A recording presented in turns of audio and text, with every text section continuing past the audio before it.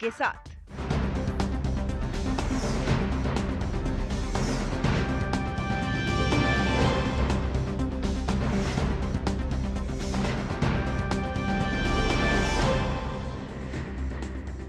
नमस्कार, आप सभी का स्वागत डीडी न्यूज पर। आपके साथ मैं हूं मुकुल शर्मा। आप देख रहे हैं मिड डे प्राइम, जहां पर आपको हम बताएंगे तक दिन भर की जो तमाम बड़ी खबरें हैं उनसे आपको हम रूबरू कराएंगे। साथ ही और भी होगा बहुत कुछ। हर एक क्षेत्र की तमाम खबरें जो हैं वो आपको हम बताएंगे, लेकिन सबसे पहले नजर डाल लेते हैं इस वक्त की बड़ी खबर यानी हेडलाइंस पर। केंद्रीय गृह मंत्री अमित शाह ने ऑपरेशन महादेव में शामिल कर्मियों को किया सम्मानित। कहा, ऑपरेशन सिंदूर से लोगों में संतुष्टि, लेकिन ऑपरेशन महादेव ने संतुष्टि को आत्मविश्वास में बदला।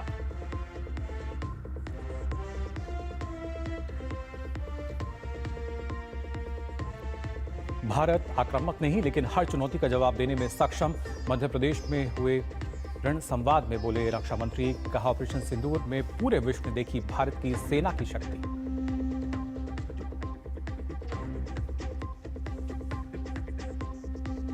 उत्तर प्रदेश में एक और धर्मांतरण गिरोह का पर्दाफाश। बरेली में ब्रेन वॉश कर धर्म परिवर्तन करवाने वाले मदरसा संचालक समेत 3 लोग गिरफ्तार। आरोपियों के कब्जे से धर्मांतरण से जुड़ी करीब 30 किताबें और संदिग्ध दस्तावेज हुए बरामद।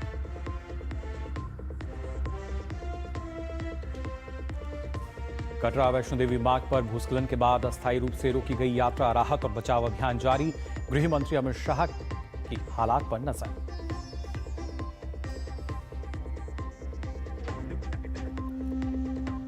और देश भर में आज गणेश चतुर्थी की धूम। घर घर में विराजे गणपति। मंदिरों और पंडालों में भी गूंज रहे हैं गणपति बप्पा मोरया के जयकारे।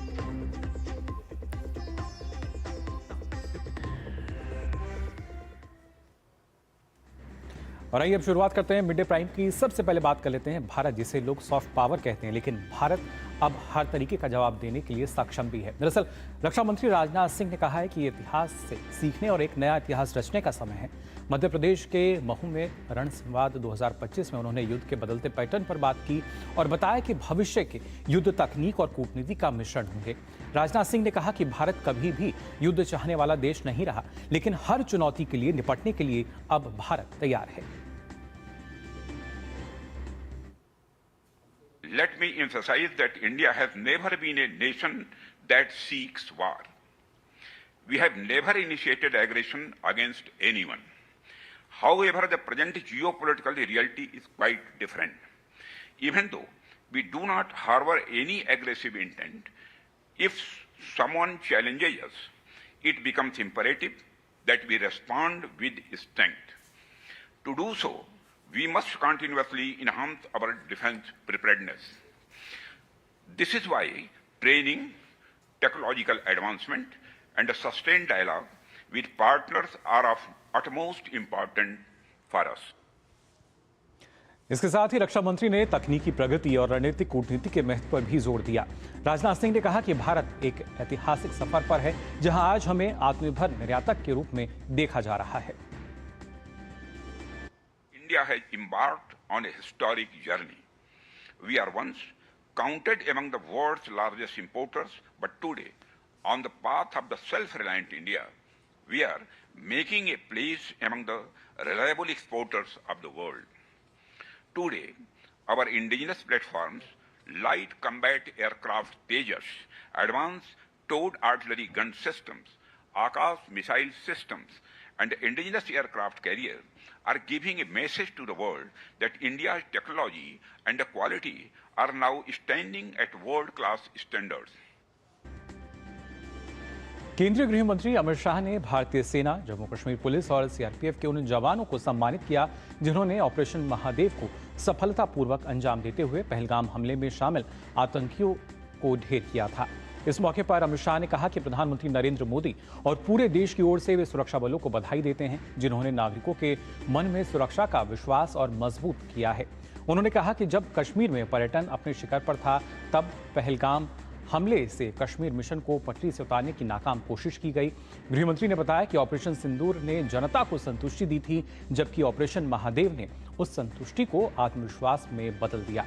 गृहमंत्री ने कहा कि इन अभियानों ने आतंक के आकाओं को ये सख्त संदेश भी दिया है कि भारत के नागरिकों की सुरक्षा से खिलवाड़ का अंजाम बेहद भयावह होगा।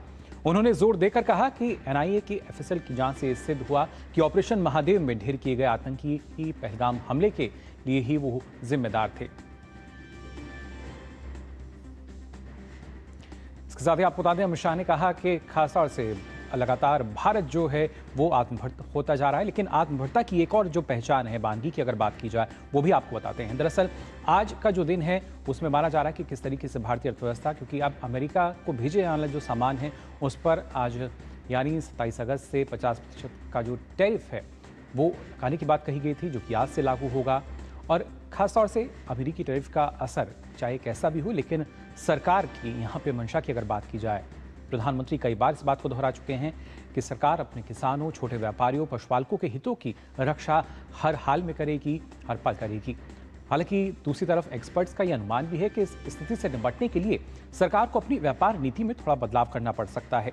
सरकार को अमेरिका पर निर्भरता कम करने के लिए यूरोप, रूस या अन्य देशों में व्यापार बढ़ाना होगा, और जहां पर लगातार भारत की जो उत्पाद है उनकी मांग भी बढ़ती हुई नजर आ रही है। इसके साथ ही भारत को अब चीन, मिडिल ईस्ट और अफ्रीका के बाजारों पर फोकस करना होगा। अमेरिकी टैरिफ वृद्धि का देश की दीर्घकालिक आर्थिक वृद्धि पर कोई प्रतिकूल प्रभाव नहीं पड़ेगा, और भारत अपनी नीतिगत स्वतंत्रता बनाए रखते हुए सुधारों और व्यक्तिगत व्यापार रणनीति के माध्यम से आत्मनिर्भर और एक रेजिलिएंट इकोनॉमी के लिए प्रतिबद्ध है। तो खासतौर से अगर बात की जाए, माना जा रहा था कि जो टैरिफ है क्या कुछ इसका असर होगा, और कौन से ऐसे क्षेत्र हैं जहां पर इसका असर ज़्यादा देखने को मिलेगा, और कैसे भारत की अब एक जो नई रणनीति है वो हमें देखने को मिलेगी, इस पर हम चर्चा करेंगे। और इसके लिए बहुत ही खास मेहमान हमारे साथ मौजूद हैं। प्रोफेसर राकेश मोहन जोशी जी हमारे साथ जुड़ चुके हैं, आईएफटी के कुलपति हैं। बहुत बहुत स्वागत आपका प्रोफेसर राकेश जी। सबसे पहले आपसे मैं समझना चाहूँगा, जिस तरीके से आज के समय में जो भारत की अर्थव्यवस्था है, जितनी मजबूत अर्थव्यवस्था, क्योंकि तमाम जो अंतर्राष्ट्रीय वित्तीय संस्थान हैं, हम वर्ल्ड बैंक की बात करें, आईएमएफ की बात की जाए, हर कोई बता रहा है कि भारत की अर्थव्यवस्था जो है विश्व में सबसे तेजी से उभरती हुई अर्थव्यवस्था है। ऐसे में किस तरह का असर जो है वो टैरिफ का हम देख सकते हैं? देखिए, आपने एक चीज, बहुत बहुत धन्यवाद, आपने एक बहुत इंपॉर्टेंट बात कही कि भारत की अर्थव्यवस्था तेजी से बढ़ती हुई अर्थव्यवस्था है। बड़ी इकोनॉमीज के अंदर भारत की ग्रोथ इस समय 6.4% है, और आने वाले, अभी आप देखते हो 2025 में इसके लास्ट क्वार्टर में हमारी ग्रोथ 6.4 रहने वाली है, जबकि अमेरिका की ग्रोथ केवल 1.7% रहने वाली है।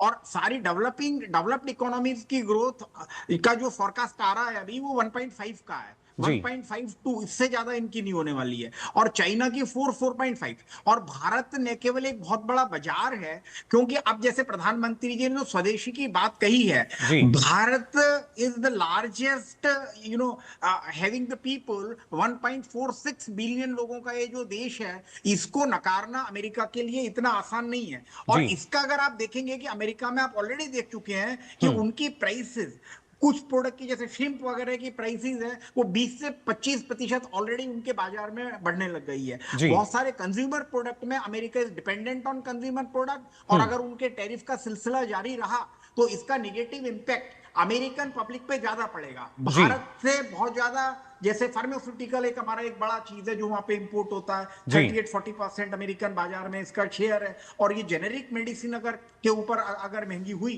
तो ये इसका इंपैक्ट पड़ने वाला है। हालांकि अभी मेडिसिन को इन्होंने इससे अलग रखा हुआ है। और उसी तरह से भारत के अंदर जो मेजर्स लिए जा रहे हैं एक्सपोर्ट प्रमोशन की, हमारी जो स्कीम है एक्सपोर्ट प्रमोशन मिशन, और उसके अंदर 25,000 करोड़ का जो प्रावधान रखा गया है, उस पर सरकार निश्चित रूप से काम कर रही है, तेजी से काम चल रहा है। तो मुझे ये पूरा विश्वास है कि भारत इस कैलामिटी को, चैलेंजेस को अपॉर्चुनिटी में कन्वर्ट करने के लिए कृत संकल्प है। और अब तो टॉप से प्रधानमंत्री मोदी जी के यहाँ से बिल्कुल सिग्नल, एक लाल किले से उन्होंने 15 अगस्त को एक पैगाम दिया पूरे देश को, और पूरा देश दृढ़ संकल्प है। और इसके अंदर एक सबसे इंपॉर्टेंट चीज ये हुई है कि देश के अंदर जो अलग अलग तरह का डिवीजन ऑफ ओपिनियन था वो पूरे देश को यूनाइट कर दिया। Even opposition parties are also supporting, and इस टैरिफ को अपोजिशन पार्टीज ने भी एक ब्लैकमेल की तरह कहा गया है, और वो एक तरह से ब्लैकमेल। उसके बाद भी भारत जो है उनसे वार्ता के लिए निश्चित रूप से और हर समय continuously we are engaged with them on talk.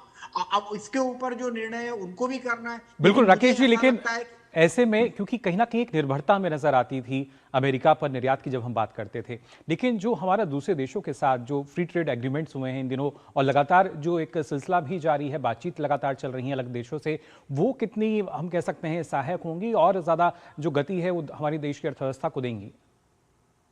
ये आपने एक बहुत इंपॉर्टेंट बात की। भारत स्ट्रेटेजिकली दूसरे देशों के साथ नेगोशिएट कर रहा है, उनके साथ फ्री ट्रेड एग्रीमेंट कर रहा है। जी। अभी आपने देखा कि भारत का यूके से जो एग्रीमेंट हुआ, ये एक मील का पत्थर है। ये एक बड़ा क्लासिकल एग्रीमेंट हमने किया है। इसके अंदर म्यूचुअल सेंसिटिविटीज का ध्यान रखा गया है और इससे जो इस एफटीओ का जो यूटिलाइजेशन के ऊपर अब जो सरकार ने ध्यान दिया है, तो मुझे लगता है इससे बहुत 1 अक्टूबर से ईएफटीए का जो एग्रीमेंट हमने किया था, जिसमें सिंगापुर, आइसलैंड, जी।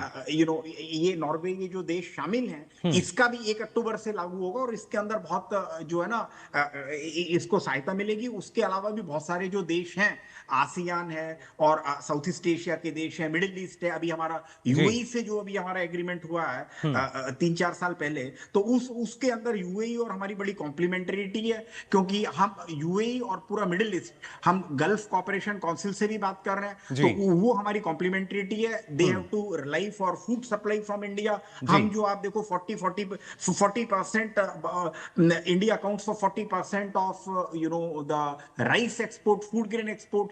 मिडिल ईस्ट के जो देश हैं, इनका इसके ऊपर पूरी निर्भरता है और फ्री ट्रेड एग्रीमेंट से हमारे गुड्स भी वहां पे ड्यूटी फ्री या कम ड्यूटीज के ऊपर जो पहुंचेंगे, जी। तो उससे ट्रेड बढ़ेगा। और मुझे ऐसा लगता है कि अमेरिका ने चूंकि दूसरे देशों पे भी टैरिफ लगाया है, तो उस टैरिफ को देखते हुए भारत इसको किसी न किसी तरह से कंपनसेट करेगा। भारत इसको एक अपॉर्चुनिटी की तरह यूज कर रहा है। ये मेरे ख्याल से प्रधानमंत्री जी ने बहुत क्लियर कर दिया है। जी। और आपको तो पता ही है कि मंत्रालय उसके ऊपर बहुत ही मुस्तैदी से काम करते हैं। डिटेल्ड स्कीम्स का फॉर्मुलेशन हो रहा है और भारत को टालना बहुत मुश्किल होगा, क्योंकि India is a country with highest number of working age population. बिल्कुल। हमारे और पास 600 ऐसी कई अहम बातें हैं जो कि कहीं ना कहीं भारत को एक प्रबल दावेदार बनाती हैं, लेकिन जब हम वैश्विक स्तर पर देखते हैं खासतौर से राकेश जी, और कई ऐसे अब हमारे सामने शायद कई विकल्प हैं, क्योंकि भारत की अर्थव्यवस्था जिस तरीके से बढ़ रही है उसमें फिर चाहे हम टेक्सटाइल की बात कर लें या खासतौर से सी फूड की बात कर ली जाए या जो हमारे इलेक्ट्रॉनिक इक्विपमेंट्स हैं उनकी बात कर ली जाए, जिसके लिए कहीं ना कहीं एक बड़ा बाजार पहले अमेरिका होता था, लेकिन अब खासतौर से क्योंकि भारत का जो भरोसा है वो बढ़ता हुआ नजर आ रहा है और उसी वजह से हम कह सकते हैं कि जो दूसरे देश हैं वो भी अब कहीं ना कहीं भारत पर और ज्यादा भरोसा जता रहे हैं। ये बड़ा अच्छा हुआ। There is a blessings in disguise. Bharat के एक्सपोर्ट अगर आप देखा जाए तो केवल 2% ही अमेरिका के अंदर हमारे जीडीपी का एक्सपोर्ट जाता है। और एक्सपोर्ट के अंदर थोड़ा सा ये हुआ है कि जैसे कि इंग्लिश में कहावत है कि don't put all your eggs in one basket. जी। तो थोड़ा सा उनका 18-19% अमेरिका का जो शेयर रहा, उससे हमको थोड़ी परेशानी जो है ना वो झेलनी पड़ रही है। जी। और for short term it could be, but शिम का जहां तक सवाल है कि वहां जो शिम जाता है उसकी जो लैंडेड कॉस्ट है और कस्टमर को जो मिलता है उसके अंदर बहुत भारी डिफरेंस है। जी। और उतने डिफरेंस से क्या है कि अभी थोड़े कॉम्पिटिटर्स हैं, जैसे हमारे निकारागुआ है, इक्वेडोर है, जहां से अमेरिका में शिम पे जाता है, और वैसे छोटे छोटे वियतनाम है, थाईलैंड जी। है, पाकिस्तान है, बांग्लादेश, इनसे भी थोड़ा थोड़ा वहां शिम जाता है। तो एक तो क्या है कि जो दूसरे भी एग्रीमेंट हुए तो 15-20% तो टैरिफ उनको भी देना पड़ेगा। हमको मान लो 50-25। भारत का जो शिम पे टाइगर श्रिम्प है, it's very unique ji. and it is very difficult to be replaced in the international market। और सबसे ज्यादा इस पूरी सप्लाई चेन की जो श्रृंखला है, इसमें प्रॉफिट रिटेलर और मिडिल मैन वहां पे करता है, तो मुझे लगता है उनके भी मार्जिन पे इस पे चोट आएगी। तो और कस्टमर को अगर जैसे कि प्राइस में इन्फ्लेशन होता है या जरूरी खाद्य की चीजों की प्राइसेस अगर अमेरिका में बढ़ती है तो वहां भी प्रॉब्लम होगी। तो मुझे लगता है कि फार्मास्यूटिकल में भी सेम थिंग। अभी तो चलो इन्होंने लगाया नहीं है, बट उससे अमेरिकन कस्टमर को ज्यादा नुकसान होगा भारत की जगह। भारत एक बड़ा देश है, भारत का जो टोटल एक्सपोर्ट कितना भी हो, but our largest consumption in this domestic market 1.4 trillion का हमारा डोमेस्टिक कंजम्पशन का रिटेल बाजार है। और ये एक बहुत बड़ा बाजार है। तो हमारी अर्थव्यवस्था एक्सपोर्ट पर उतनी निर्भर नहीं है थोड़ी, क्योंकि 20-22% का बिल्कुल। शेयर और राकेश जी, GDP इसकी आता बानगी है। तो जो वैश्विक रेटिंग एजेंसी हैं, ग्लोबल रेटिंग एजेंसी, वो लगातार कर रही हैं। हमने क्रेडिट रेटिंग देखी है अपनी, S&P ग्लोबल ने 18 वर्षों में हमने देखा था किस तरीके से जो क्रेडिट रेटिंग दी है उसको बरकरार रखा। और हाल ही में जो अमेरिकी रेटिंग कंपनी है फिच, उसने भी अपनी जो रेटिंग है उसको BBB पे बरकरार रखा है और सीधा तौर पर यह कहा है कि जो अमेरिका का टैरिफ है उसका मामूली असर भारतीय अर्थव्यवस्था पर नजर आ सकता है। और ये भी जरूरी नहीं है कि उसका पूरा असर हो, क्योंकि लगातार जो हमारा घरेलू बाजार है उसमें हम जिस तरीके से देख रहे हैं, जैसा सप्लाई चेन की भी आप बात कर रहे थे, वो काफी महत्वपूर्ण है कि जो लगातार एक गति बनाए हुए जो मोमेंटम है वो लगातार बना रहेगा। ये देखिए, ये भारत के खिलाफ जो प्रोपेगेंडा किया जा रहा है उसके अंदर एक स्पष्ट रूप से मिलकर आ रहा है कि अगर हमारी अर्थव्यवस्था इतनी खराब है तो हमारी रैंकिंग क्यों बढ़ रही है, क्रेडिट रेटिंग क्यों बढ़ रही है। अगर हमारी अर्थव्यवस्था खराब है तो हमारा ग्रोथ रेट सारे इंटरनेशनल ऑर्गेनाइजेशन दुनिया की बड़ी इकोनॉमी में सबसे ज्यादा क्यों फोरकास्ट कर रहे हैं। जी बिल्कुल, लेकिन जो स्थिति है वो सीधे तौर पर यहाँ साफ नजर आ रही है कि भारत लगातार बढ़ता हुआ आगे बढ़ रहा है और कहीं ना कहीं इसी वजह से जो दूसरे देश हैं उनमें थोड़ी सी हलचल भी बनी हुई है। फिलहाल बहुत बहुत शुक्रिया आपका हमारे साथ जुड़ने के लिए प्रोफेसर राकेश मोहन जी, बहुत बहुत धन्यवाद आपका। और आइए अब हम सीधा रुख कर लेते हैं आपको केंद्रीय मंत्री जितेंद्र सिंह बायो E3 का 1 वर्ष पूरा होने पर एक प्रेस वार्ता कर रहे हैं। Nobody could understand what was biotechnology. So half the people thought it was a branch of engineering, the other thought they were a branch of medicine. So it was very difficult to figure out at that time whether it was an engineer's concern or a doctor's concern. And now we have also seen those times when if any youngster did a course or a B.Tech in biophysics, he or she would be at a loss to find a job in India. So most of these graduates had to find a job outside India. And in the engineering streams also, it was the least preferred choice. And only those who could not find any other stream would opt for this. But there's been such a tremendous change. Only 3 years back, we had a small survey conducted among class 12 children, class 12 pass-outs, and it was discovered that biotechnology has suddenly emerged as third or fourth choice amongst them. And this happens only when they find a lucrative livelihood potential or a placement potential, which has started happening. So nothing can sustain without getting linked with the economy, and that started happening. Now, even in the last 1 year, if you see, we have had a first of its kind biomanufacturing institute at Mohali. Dr. Parikh is there, and I owe another visit also to you. And we also launched the DBT Bhairag Mulankar bio-enablers, then the bio-AI hubs have been launched, the bio-E cells have been sought to be created in each of the states. Assam and Gujarat were among the first. And we were also among the first to have signed a formal MOU between the Department of Biotechnology and Department of Space. Because as Professor Sood was mentioning, most of these experiments conducted by Shubhashu on board the Axiom were created and developed by the Department of Biotechnology. And in fact, these were the experiments which were actually meant to be conducted by a biotechnologist, but we couldn't have sent him up the space. So someday we might. So I said we should have, because in fact, I was telling Subhashu also, I said what you did was in fact a biotechnologist's job, but I must appreciate you that you proved to be a good learner and did it with quite a big perfection. But next time when one of you goes up, we'll be trying to train a biotechnologist to do that. And also, we may also have a space physician, like sports medicine was hardly a preferred branch about 3 decades ago.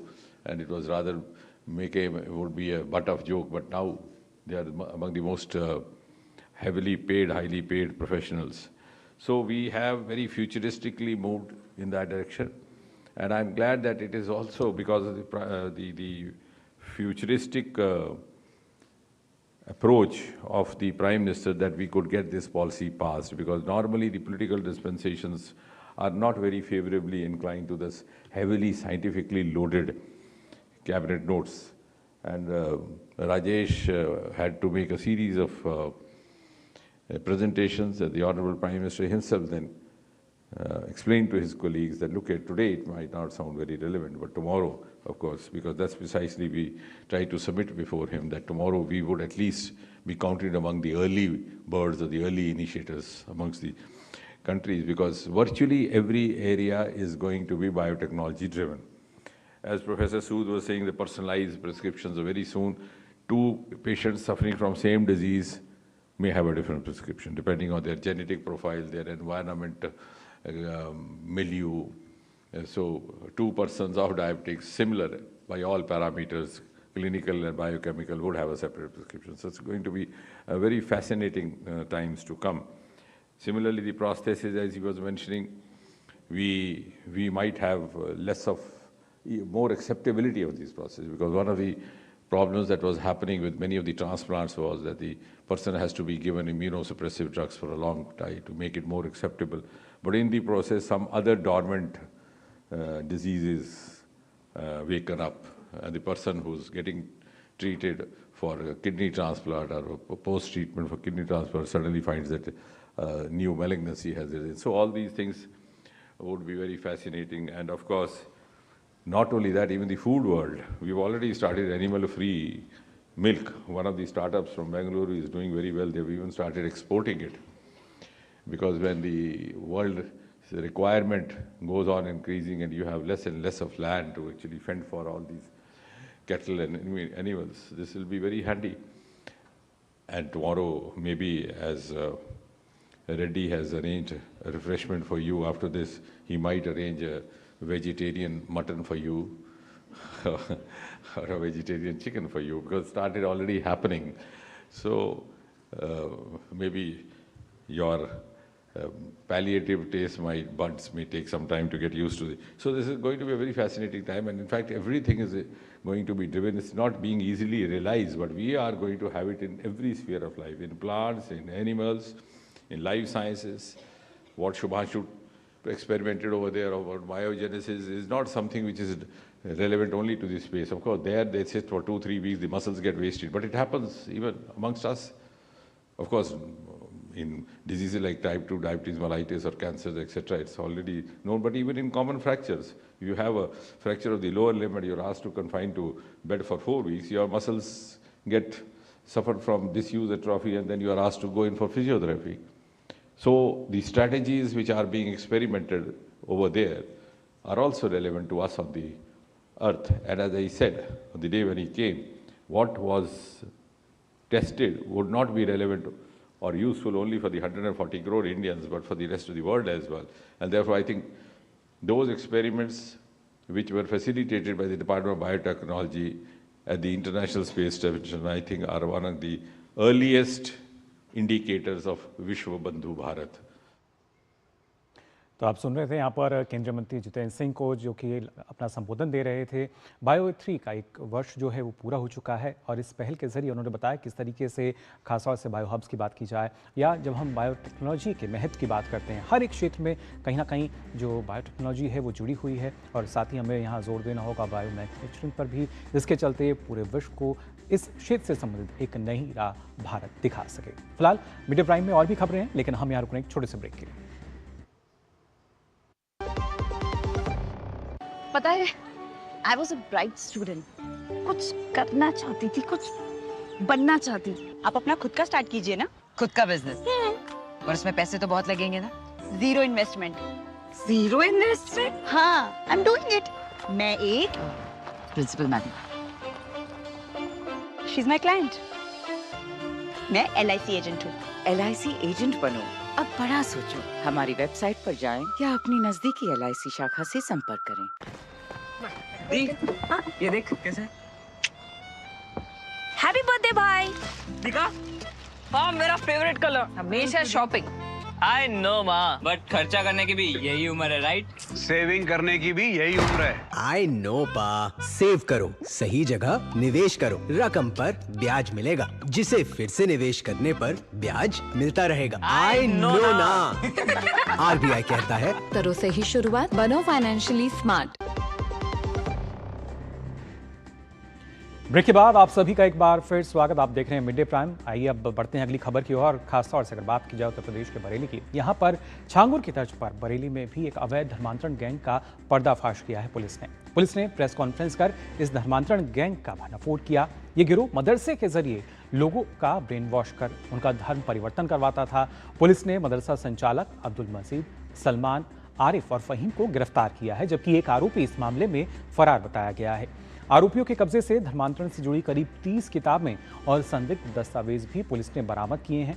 मामला उस समय उजागर हुआ जब अलीगढ़ निवासी अखिलेश कुमारी ने police से शिकायत की कि उनके नेत्रहीन बेटे का धर्म परिवर्तन कर उसे मुस्लिम नाम हामिद दे दिया गया है। जांच में पता चला कि आरोपी मदरसे में धर्मांतरण कराने के साथ निकाह तक करवाते थे। अब तक 4 लोगों का धर्म परिवर्तन कराया जा चुका है।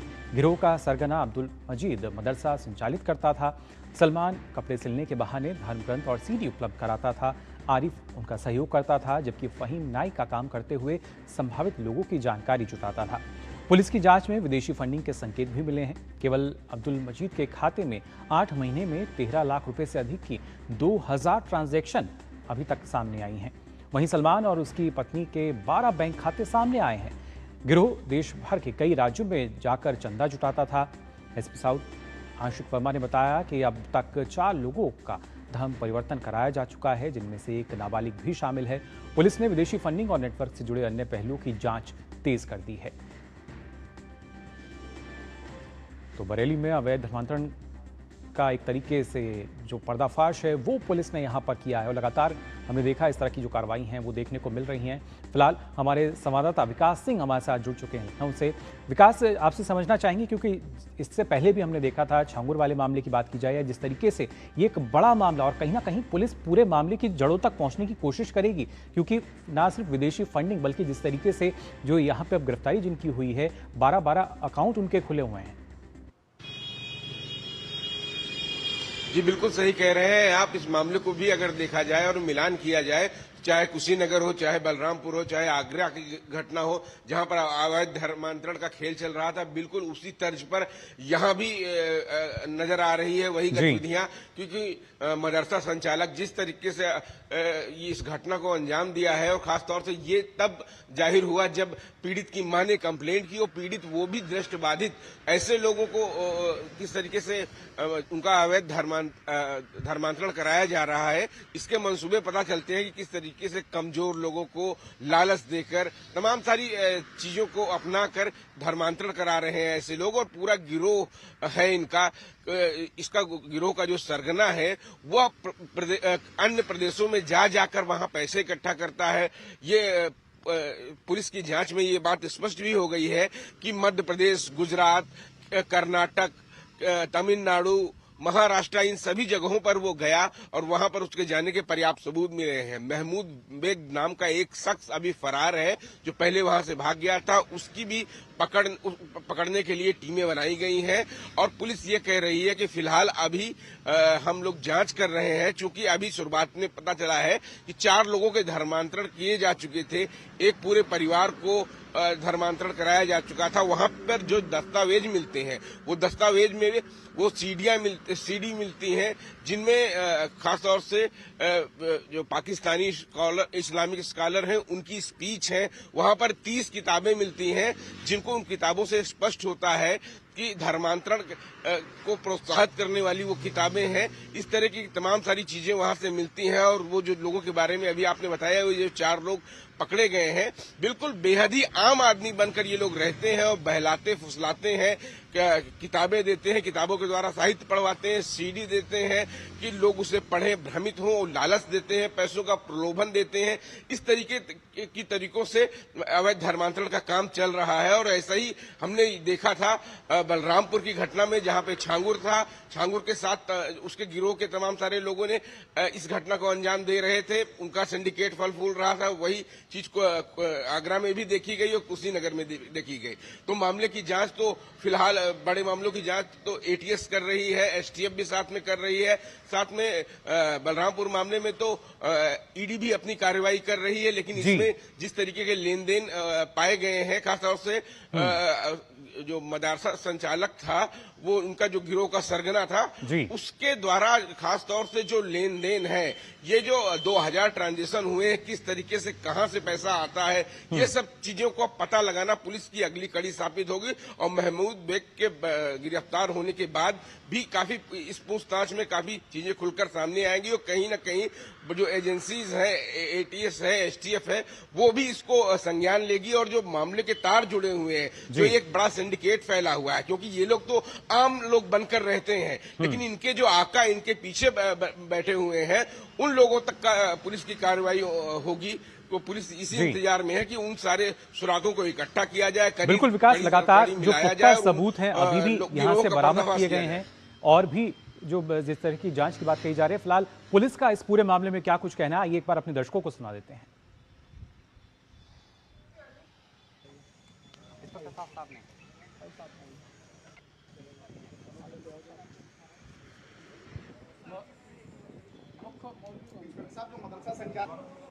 इंडिकेट होता है तब किसी ना किसी प्रकार की कोई चंदे कलेक्शन की स्कीम इनके द्वारा चलाई जा रही थी और जो अब्दुल मजीद हमारा मुख्य अभियुक्त है इसमें, उसके द्वारा अक्रॉस इंडिया ट्रैवल किया गया है। गुजरात, महाराष्ट्र, एमपी, कर्नाटक, तमिलनाडु जैसे राज्यों में हर जगह वो गया है और चंदा इकट्ठा किया गया उसके द्वारा। ये भी चीज़ परीक्षित होती है।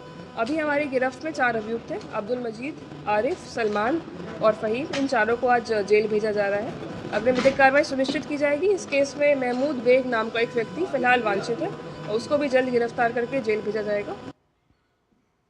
तो सुना आपने, पुलिस का सीधे तौर पर कहना है कि किस तरीके से जो मौजूदगी है वो इनकी उन तमाम राज्यों में भी दर्ज की गई है जहां से इस तरह के मामले सामने आए। और खासतौर से विकास, अगर बात की जाए इससे पहले भी जिन मामलों की बात आप यहाँ कर रहे थे, कुछ निकर की हम बात करें, आगरा की बात की जाए, क्या माना जाए, क्या ये जो पूरा एक गिरोह है, क्या इसके तार एक दूसरे से भी जुड़े हो सकते हैं? इसकी जाँच अब की जाएगी?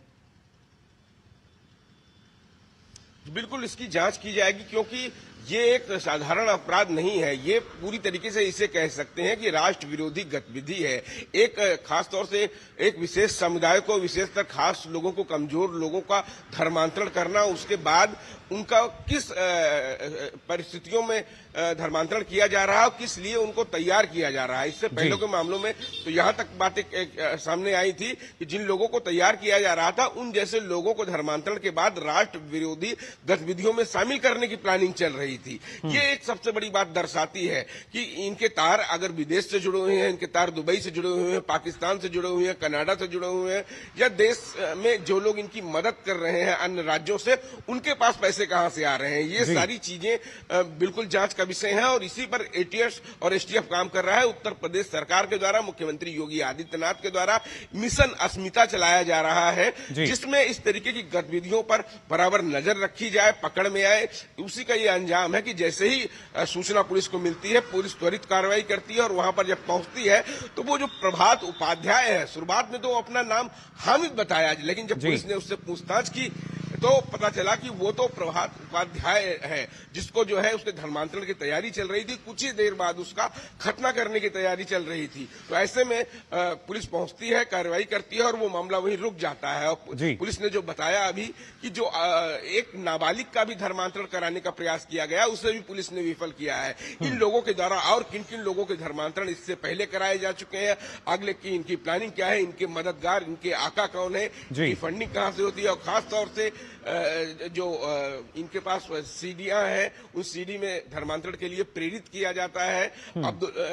जाकिर नाइक जैसे लोगों की सीडी ये बताते हैं, उनके विचार लोगों को बताते हैं, सुनाते हैं, समझाते हैं, लोगों का ब्रेन वॉश कर धर्मांतरण कराकर राष्ट्र विरोधी गतिविधियों में शामिल करना इनकी प्लानिंग का कहीं न कहीं हिस्सा है। तभी एटीएस और एसटीएफ लगातार इसमें जांच अभी जारी रखे हुए हैं और आने वाले समय में एक बहुत बड़े सिंडिकेट का खुलासा होने की उम्मीद है। जी बिल्कुल, उम्मीद यही है कि आने वाले समय में तमाम जो इनके तार जहां जहां तक फैले हैं उसका खुलासा जाहिर तौर पर हो पाएगा। लेकिन अगर देखा जाए, क्योंकि अब से पहले हमने देखा था जो दक्षिण भारत के कई राज्य ऐसे हैं जहां पर इस तरह की जो घटनाएं सामने आती थी, लेकिन अब उत्तर प्रदेश की बात की जाए, महाराष्ट्र की बात की जाए, तो क्या ये भी एक तरीके का जो हम कह सकते हैं टारगेट लेकर इस तरह का जो सिंडिकेट हैं वो चलाए जा रहे हैं, जो गिरोह हैं वो काम कर रहे हैं? क्योंकि अब से पहले भी इस तरह की हमने देखे थे, जो हाल ही में जो मामले आए थे उनमें भी इस तरह का खुलासा हुआ था और उसके बावजूद भी जो लोग हैं उनको भटकाया जाता, बहकाया जाता, और जैसा आपने कहा कि शायद यहाँ भी पैसों का जो लालच है वो उनको दिया जाता है। बिल्कुल, पैसों का लालच दिया जाता है, उनकी मजबूरी का फायदा उठाया जाता है, उन्हें प्रलोभन दिया जाता है, नौकरी का प्रलोभन दिया जाता है, यहाँ तक कि इन लोगों को बरगला कर अन्य राज्य ले जाए जाते हैं, केरल ले जाया जाता है, तमिलनाडु ले जाया जाता है और वहां पर इनको जब वो पहुंचते हैं किसी दूसरे बहाने से ले जाते हैं और जब उनको असलियत का पता चलता है तो बिल्कुल ये मामला उसके बाद प्रकाश में आता है। हमने देखा था कई बार एटीएस ने जब खुलासा किया था तो ऐसे ही मामले प्रकाश में आए थे कि किस तरीके से मजबूरी बस लोगों को ले जाते हैं, लालच लालच देकर और वहां पर धर्मांतरण कराकर बाकायदा उससे प्रताड़ित किया जाता है। राष्ट्र विरोधी गतिविधियों के लिए उसको ट्रेनिंग दी जाती है। ये सारी चीजें मामले में लगातार निकलकर सामने आ रही हैं जैसे जैसे जांच आगे बढ़ रही है। और यहां तक कि छांगुर मामले में तो फंडिंग विदेश से भी बात साबित हो रही है, मनी लॉन्ड्रिंग की बात शामिल हो रही है, क्योंकि एटीएस ने जो एफआईआर दर्ज की थी उस पर ईडी ने कार्रवाई की है। ईडी ने एक दिन पहले ही 13 करोड़ की संपत्तियां अटैच की हैं, जब्त की हैं। तो ये बात दर्शा रही है कि कितना बड़ा सिंडिकेट है जो लगा हुआ है, कहीं ना कहीं पूरे डेमोग्राफी बदलने के लिए लगा हुआ है। और ये पूरे उत्तर प्रदेश की बात करें, अन्य प्रदेशों में भी इसके गैंग के सदस्य सक्रिय हैं। इस सिंडिकेट को खुलासा कर इन पर सख्त कार्रवाई करने की आवश्यकता है। इसी के लिए पूरी सक्रियता के साथ उत्तर प्रदेश में मिशन अस्मिता चलाया जा रहा है। जी बिल्कुल, पूरी सक्रियता के साथ पुलिस जो है वो कार्रवाई कर रही है, जांच कर रही है और परत दर परत नए खुलासे जो हैं वो सामने आ रहे हैं। फिलहाल बहुत बहुत शुक्रिया विकास आपका इतनी महत्वपूर्ण जानकारी देने के लिए। तो जाना आपने किस तरह की जो फिलहाल कार्रवाई की गई है पुलिस द्वारा, और कोशिश यही है कि और भी जहां जहां इस गिरोह के तार जुड़े हुए हैं वो खुलासा भी जल्द जांच में हो सके। फिलहाल मिड डे प्राइम में हम यहाँ रुक रहे हैं और छोटे से ब्रेक के लिए जल्द लौटेंगे। सुनो, एक अच्छी इंश्योरेंस पॉलिसी एआई से पूछते हैं। एक ऐसी पॉलिसी जिसमें प्रीमियम पेमेंट हो लिमिटेड पर इनकम आती रहे लाइफ टाइम। LIC का जीवन उत्सव। एक ऐसी पॉलिसी जो दे होल लाइफ इंश्योरेंस कवर भी। LIC का जीवन उत्सव। वाओ, चलो तो LIC की जीवन उत्सव पॉलिसी ही लेते हैं। मैं भी तुमसे यही कह रही थी, LIC का जीवन उत्सव। लाइफ टाइम सेलिब्रेशन मनाइए LIC के जीवन उत्सव के साथ, फ्यूचर सेट है। इसमें है फौलादी ताकत, ये कड़े इम्तिहानों से नहीं डरता, इसे सालों का तजुर्बा है। इसलिए मैं भी सूर्या पाइप्स का फैन हूँ। देश की तरक्की के सच्चे साथी। सूर्या है तो भरोसा है। ब्रेक के बाद आप सभी का एक बार फिर स्वागत मिड डे प्राइम में। अब आइए बढ़ते हैं अगली खबर की ओर, और खास तौर से बात उसकी जिसको लेकर ना सिर्फ हमारे जो पर्वतीय राज्य हैं बल्कि मैदानी राज्य, वहाँ उसका असर देखने को मिल रहा है। भारी बारिश की वजह से अगर बात की जाए तो पहाड़ से लेकर मैदान तक तबाही मची हुई है। और आपको अलग अलग राज्यों की तस्वीरें जो हैं वो हम दिखाते हैं, किस तरीके से आप देख सकते हैं जम्मू, हिमाचल, पंजाब और उत्तर प्रदेश किस तरीके से भारी बारिश की वजह से लगातार जो हालात हैं वो बने हुए हैं। जम्मू कश्मीर में पिछले 2 दिन से कुदरत का कहर टूटा हुआ है, और परेशानी की बात यह है कि मौसम विभाग ने अगले 2 दिन तक भारी बारिश और बादल फटने की चेतावनी यहां जारी की है। साथ ही जम्मू डिवीजन के सभी स्कूल बंद रखने के आदेश भी जारी किए गए हैं। बात हिमाचल प्रदेश की करें तो यहां भी कई भागों में पिछले 4 दिनों से लगातार बारिश हो रही है, जिसकी वजह से काफ़ी नुकसान हुआ है। कुल्लू मनाली और मंडी में कई जगहों पर जो सड़कें हैं टूट चुकी हैं। व्यास नदी के किनारे कई घर और दुकान पानी में समा चुके हैं। बात अगर पंजाब की जाए, आप देख सकते हैं इन तस्वीरों में भी पंजाब में बाढ़ की स्थिति और गंभीर हो चली है। लगातार बारिश और नदियों के उफान के कारण कई जिलों में जनजीवन अस्त व्यस्त हो गया है। अमृतसर जिले के अजनाला क्षेत्र में रावी नदी का बांध टूटने से आसपास के कई ऐसे गांव हैं जहां पर पानी घुस चुका है। और वहीं उत्तर प्रदेश की भी अगर बात की जाए तो यहां भी भारी बारिश से नदी नाले उफान पर हैं। करीब 22 जिले में बाढ़ का जो प्रकोप है नजर आ रहा है, और करीब 2.5 लाख लोग इसकी वजह से प्रभावित हो रहे हैं। हालांकि अपने स्तर पर लगातार जो राज्य सरकारें हैं वो काम कर रही हैं, और उसके साथ साथ अगर बात की जाए उत्तर भारत की भी तो यहाँ के हिस्सों में जैसा हमने आपको बताया लगातार भारी बारिश हो रही है, जिसकी वजह से हालात और ज़्यादा गंभीर हो रहे हैं। लेकिन जम्मू कश्मीर में भारी बारिश के बीच श्री माता वैष्णो देवी यात्रा मार्ग पर भूस्खलन होने के बाद यात्रा फिलहाल अस्थायी रूप से रोक दी गई है। यह हादसा अर्धकुंवारी स्थित इंद्रप्रस्थ भोजनालय के पास हुआ। दरअसल यहाँ पहले भूस्खलन हुआ जहाँ हजारों श्रद्धालु हर रोज मां वैष्णो देवी के दरबार की ओर जाते हैं। जोरदार धमाके के साथ पहाड़ी से मलबा और बड़े पत्थर ट्रैक पर आ गिरे।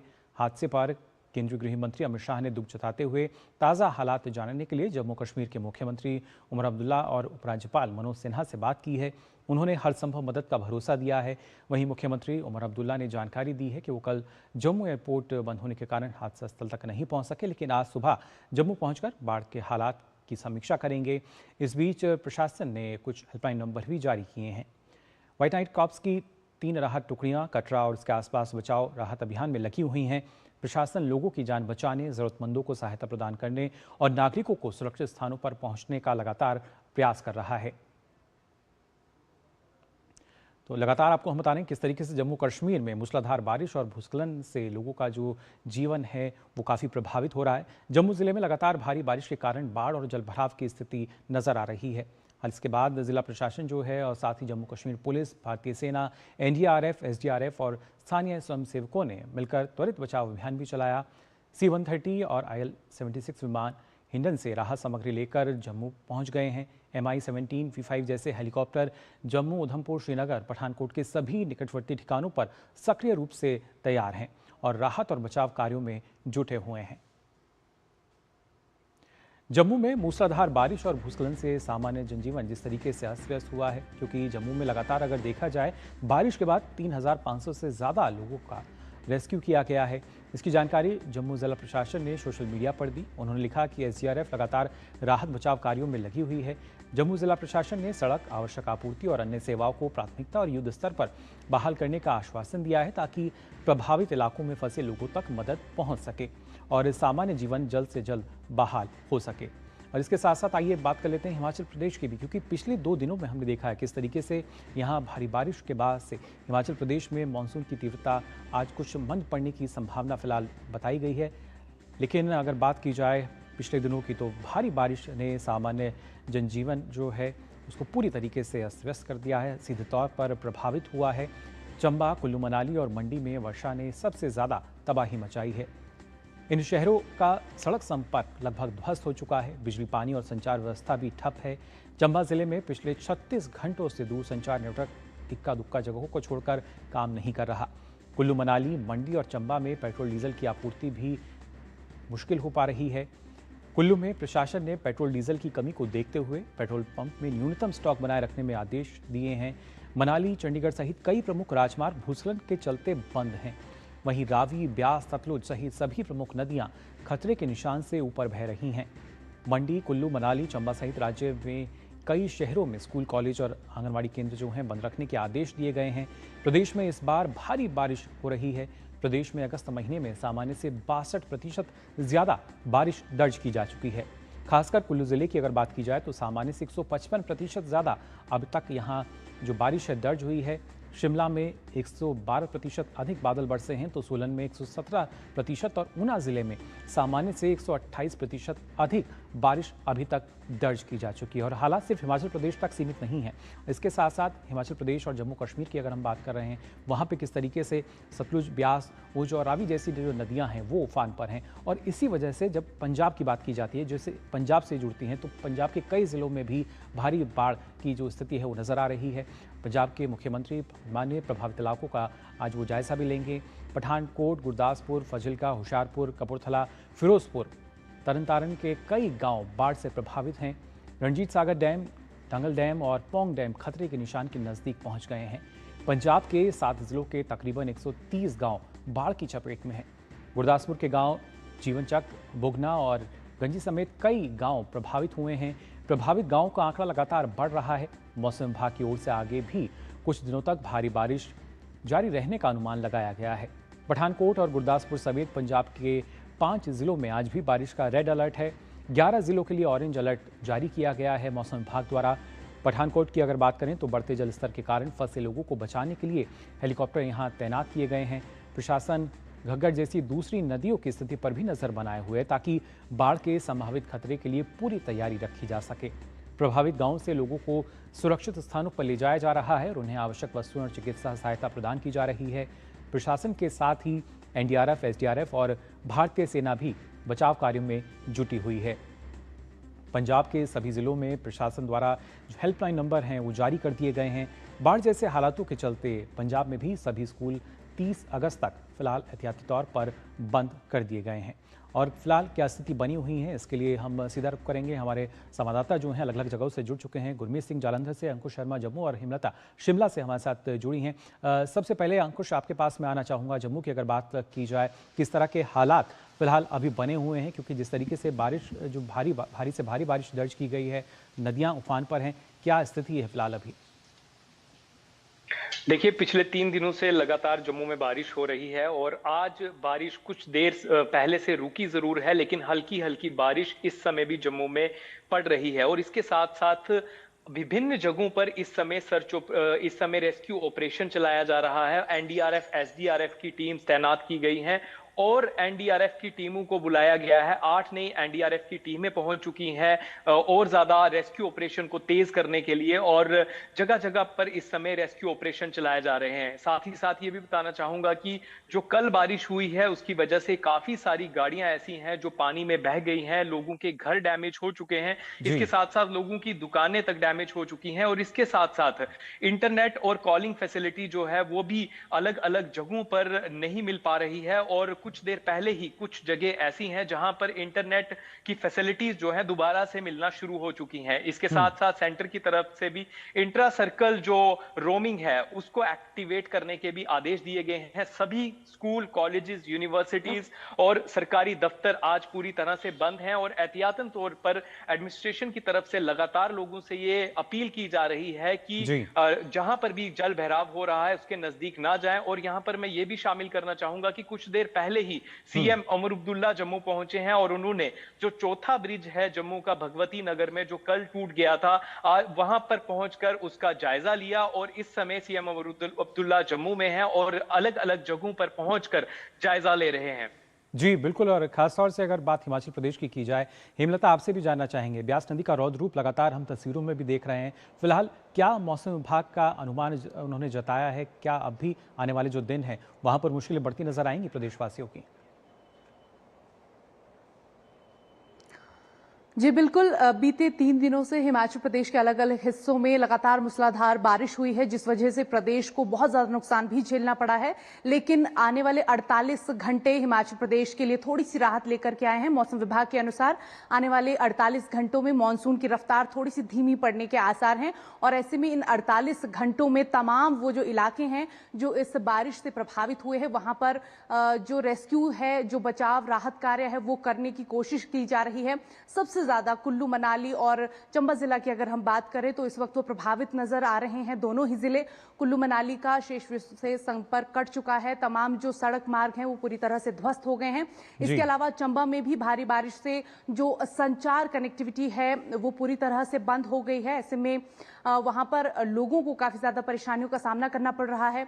चंबा में मणिमहेश यात्रा चल रही थी, उसको भी स्थगित कर दिया गया था, लेकिन जो यात्री मार्ग में फंसे हुए थे उनको हेली टैक्सी के थ्रू रेस्क्यू करने की कोशिश की जा रही है। अब तक जो 5 से 6 यात्री हैं जो गंभीर रूप से घायल हो गए थे यात्रा के दौरान, उनको रेस्क्यू करके अस्पताल पहुंचा दिया गया है। बाकी की जो यात्री हैं उनको रेस्क्यू करने का काम फिलहाल जारी है। इसके अलावा जगह जगह भूस्खलन, जगह जगह जो बाढ़ जैसी स्थिति बनी है नदी नालों के उफान के कारण, तो लोगों को लगातार सतर्क रहने की अपील की जा रही है। लेकिन फिलहाल सरकार और प्रशासन लगातार ये प्रयास कर रहे हैं कि जो 3 हिमाचल प्रदेश के नेशनल हाईवे हैं वो बंद पड़े हैं, उनको समय रहते बहाल किया जाए, क्योंकि उन तमाम जो एनएचएस हैं उन पर भी बहुत सारे जो मालवाहक हैं, जो चालक हैं वो फंसे हुए हैं। तो पिछले 3 दिनों से वो लगातार वहां पर फंसे हुए हैं, तो ऐसे में उनको निकालना भी एक तरह से प्राथमिकता हो जाती है। लगातार वो लोग भी सरकार प्रशासन से अपील कर रहे हैं कि जल्दी मार्ग खुले और वो वहां से निकल सके, और प्रशासन की तरफ से भी ये भरपूर प्रयास किए जा रहे हैं। लेकिन मौसम का इस वक्त यहाँ पर साथ देना बेहद जरूरी हो जाता है, क्योंकि यदि बारिश नहीं रुकती है तो सड़क बहाली का कार्य भी बंद हो सकता है। इसके अलावा जो प्रदेश के अन्य जिले हैं वो भी बहुत ज्यादा प्रभावित हुए हैं। बिल्कुल हेमलता, देखना होगा क्या बारिश से फिलहाल राहत मिल पाती है या नहीं, तभी जो आगे हम कह सकते हैं सप्लाई चेन है और ठीक हो पाएगी। और साथ ही गुरमीत भी हमारे साथ जुड़े हुए हैं। गुरमीत, जिस तरीके से अलग अलग जो जिले हैं वो प्रभावित हो रहे हैं, आशंका कई जगह बनी हुई है और कई जगह जो पानी है वो हम देख भी पा रहे हैं किस तरीके से पहुंच चुका है अलग अलग गाँव में। क्या ताज़ा स्थिति फिलहाल यहाँ बनती हुई नजर आ रही है? देखिए मुकुल, इस समय जो हमारे पास इनपुट आ रही है उसके मुताबिक पंजाब के जो बॉर्डर इलाके हैं और कुछ इंटीरियर इलाके भी हैं, उसके तकरीबन 130 से 30 गांव थे सुबह तक, और अब बता रहे हैं कि ये नंबर जो है ये बढ़ सकता है। तकरीबन 135-36 के आसपास गांव ऐसे हैं जहां पर पानी बहुत बड़ी संख्या में, बहुत बड़ी तादाद में पहुंचा है। वहां के लोगों को सुरक्षित स्थानों पर पहुंचाया जा रहा है। और जो अभी लेटेस्ट इनपुट हमारे पास आ रही है पठानकोट से, पठानकोट में जो पठानकोट जालंधर हाईवे है, नेशनल हाईवे है, उसके ऊपर पानी बहने लगा है और यह पानी एमपी लिंक नहर का है। तीन नहरें पठानकोट में, आपको बता दूं, हाइडल नहर, यूबीडीसी नहर और एमबी लिंक नहर सारी ओवरफ्लो कर रही हैं और उनका पानी नेशनल हाईवे के ऊपर बह रहा है। फिलहाल जो यातायात अभी तक रोका नहीं गया है, मगर माना जा रहा है कि अगले 1-2 घंटे में यहां पर यातायात रोकना पड़ सकता है अगर पानी इसी तरह से ओवरफ्लो करता रहा तो। और पंजाब में 3 नदियां हैं, जिस तरह से आप भी अब से कुछ देर पहले जानकारी दे रहे थे, रावी, ब्यास और सतलुज, तीनों इस समय खतरे के निशान के नजदीक बह रही हैं। और इसके साथ ही ये पानी जो है ऐसा लगता है कि कई बार एक्सपेक्ट किया जाता है कि पानी यहां पर रुक जाएगा, जो वाटर लेवल है या कम होगा, मगर फिलहाल जो है वाटर लेवल पिछले 3 दिन में लगातार कॉन्स्टेंटली इंक्रीज हो रहा है। इसके साथ ही जो भाखड़ा नंगल डैम है, पोंग डैम है, रंजीत सागर डैम है, यहां पर जल स्तर लगातार बढ़ रहा है और इस वजह से रंजीत सागर डैम के 7 गेट खोले गए। आपको बता दें कि ये 2007 के बाद पहली बार था कि 7 के 7 गेट रंजीत सागर डैम के खोले गए। और इसके साथ ही भाखड़ा, पोंग, लगातार यहां से भी पानी छोड़ा जा रहा है। फिलहाल जो है स्थिति ऐसी बनी हुई है कि अगर यथास्थिति बनी रही, यानी कि पंजाब में लगातार बारिश पड़ती रही, जो कि 94 घंटे से पड़ रही है। आज सुबह बारिश रुकी थी, मगर फिर से बारिश शुरू हुई जालंधर, अमृतसर और बॉर्डर एरियाज में। बिल्कुल, कहीं ना कहीं बारिश जो है वो और मुश्किलों को गुरमीत बढ़ाती हुई नजर आएगी और उम्मीद यही कि बारिश में अगर कुछ कमी आती तो शायद राहत बचाव कार्य जो है वो तेजी के साथ हो सकता है। फिलहाल गुरमीत, हेमलता, आपका बहुत बहुत शुक्रिया। और साथ ही जम्मू से भी हमारे जो संवाददाता हैं शुभम हमारे साथ जुड़े, तो जाना आपने किस तरीके के हालात बने हुए हैं। हम ना सिर्फ पहाड़ी राज्यों की हम बात करें और इसके साथ साथ मैदानी राज्यों की भी अगर बात की जाए तो लगातार भारी बारिश की वजह से जो हालात हैं वो बिगड़ते हुए नजर आ रहे हैं। जो जनजीवन है अस्त व्यस्त है। फिलहाल राहत बचाव कार्य जारी है। और आइए अब आगे बढ़ते हैं, बात करते हैं। आज गणेश चतुर्थी है। आज से गणेशोत्सव की शुरुआत हो गई है। गणपति आज घर घर विराजमान हो रहे हैं, तो वहीं पंडाल और मंदिरों में भी बप्पा के स्वागत के लिए श्रद्धालु उमड़ रहे हैं। लेकिन महाराष्ट्र की बात ही निराली है। यहाँ के मान्यताओं से भरा सिद्धिविनायक मंदिर हो या लालबाग के राजा का पंडाल, दुनिया भर से लोग यहाँ गणपति के दर्शन के लिए आते हैं। आप इन तस्वीरों में भी देख सकते हैं किस तरीके से जो अलग अलग मंदिर हैं, महाराष्ट्र के सिद्धिविनायक मंदिर, लालबाग राजा मंदिर, गणेश मंदिर टेकड़ी, इसके साथ साथ श्रीमंत भाऊसाहेब रंगारी गणपति मंदिर, लगातार जो श्रद्धालु हैं वो पहुंच रहे हैं।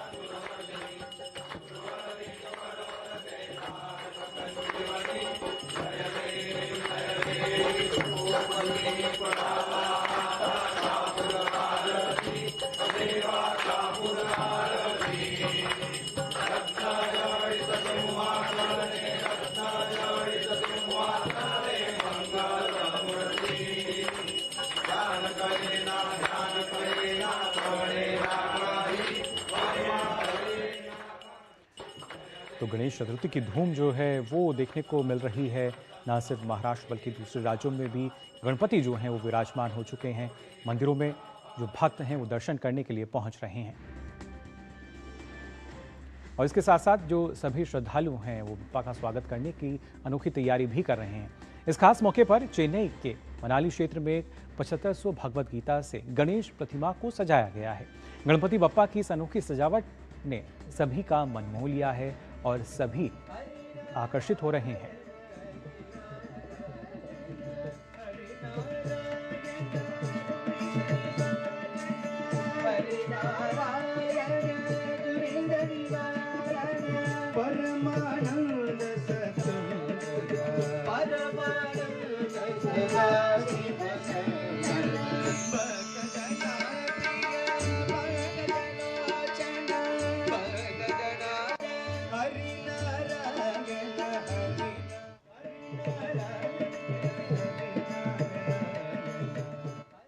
आप बता दें 10 दिनों तक चलने वाले गणेश महोत्सव के पहले दिन बाजारों में रौनक देखने को मिल रही है। कर्नाटक के बेंगलुरु में आप बता दें श्रद्धालु बप्पा के लिए पूजा का सामान, सजावट की वस्तुएं और जो प्रतिमाएं हैं वो खरीदने के लिए बड़ी संख्या में बाजार पहुंच रहे हैं। बप्पा को घर लाने की खुशी उनके चेहरे पर साफ दिखाई दे रही है। गणपति महोत्सव के चलते फूलों की मांग भी काफी बढ़ गई है।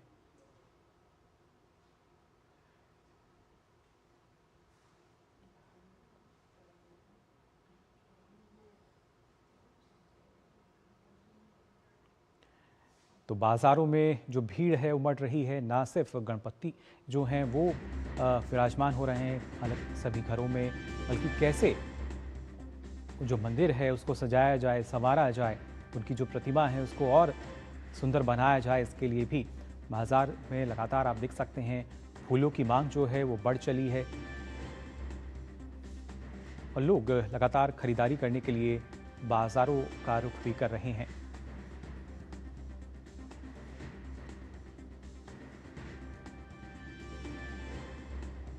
खासतौर से अगर हम बात करें महाराष्ट्र की तो आप देख सकते हैं 5 तस्वीरें 5 अलग अलग मंदिरों की, जहां पर गणपति के दर्शन के लिए लगातार जो श्रद्धालु हैं वो पहुंच रहे हैं और साथ ही ना सिर्फ इन मंदिरों में बल्कि अपने घरों में भी गणपति को विराजमान कर रहे हैं।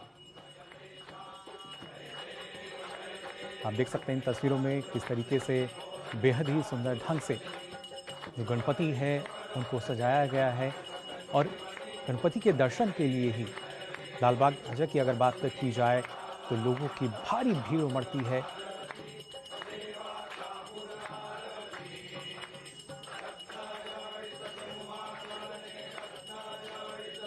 इसके अलावा आप देख सकते हैं जो अलग अलग मंदिर हैं, श्रीमंत भाऊ साहेब गंधारी गणपति मंदिर की बात की जाए, गणेश मंदिर टेकरी की बात की जाए, हर मंदिर में इस तरह की ही जो कतारें हैं वो लगती हुई नजर आई सुबह से ही। और आइए अब सीधा रुख करते हैं मुंबई से हमारी संवाददाता श्यामा फिलहाल हमारे साथ जुड़ चुकी हैं। श्यामा, गणपति बप्पा मोरया, शायद अब यही गूंज जो है वो आपको सुनाई दे रही होगी वहां भी। जी बिल्कुल, अगले 10 दिनों तक गणपति बप्पा मोरया के ही जयकारे लगेंगे पूरे महाराष्ट्र में, महाराष्ट्र के बाहर भी। और हम फिलहाल मुंबई में हैं। सुबह में हमने आपको जीएसबी गणेश सेवा मंडल से आपको तस्वीरें दिखाई थी। अभी मैं आपको दिखाऊं तो ये है परेल का राजा। परेल और लालबाग काफी फेमस है गणपति मंडल्स के लिए, गणपति अपने थीम्स के लिए। और अगर आप देखें यहाँ पर बप्पा की मूर्ति तो वो राम अवतार में है और साथ ही एक लुक भी दिया गया है, राम सेतु बनाया हुआ है नीचे। और इसके ठीक बाहर ही, इस मंडल के ठीक बाहर ही अयोध्या मंदिर का भी निर्माण किया गया है रेप्लिका का, और वहां पर भगवान राम को भी बिठाया गया है, उनके एक प्रतिमा स्ट्रक्चर को भी बिठाया गया है। इसी प्रकार से पूरे महाराष्ट्र में अगर आप देखें तो कई सारे मंडल, कई सारे पंडाल्स ने अपने अपने अलग अलग थीम रखे हुए हैं, साथ ही लोगों को आकर्षित करने के लिए और साथ ही एक सोशल मैसेज देने के लिए भी उन्होंने कई सारे थीम्स अपनाए हुए हैं।